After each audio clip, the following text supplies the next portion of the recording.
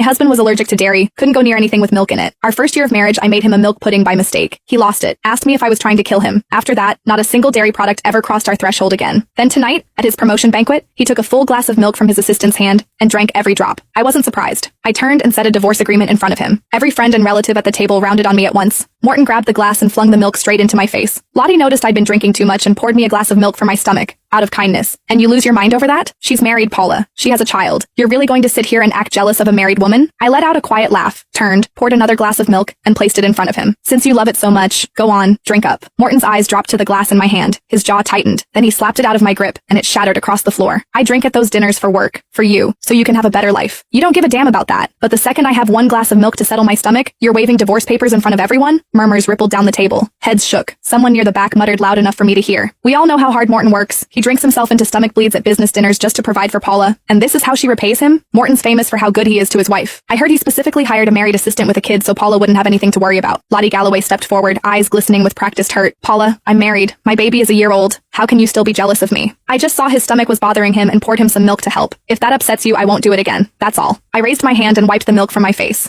The sour sweet smell punched into my nose and my stomach rolled. I slapped the divorce papers flat on the table. Once we're divorced, you can pour him milk any way you want. It'll be none of my business. When Morton saw I meant it, he snatched the papers from my hands, ripped them down the middle, and threw the halves on the floor, his face dark with fury. I'm not agreeing to a divorce. This is all because I drank a glass of milk Lottie poured? Fine. I won't touch anything she gives me ever again. Happy now?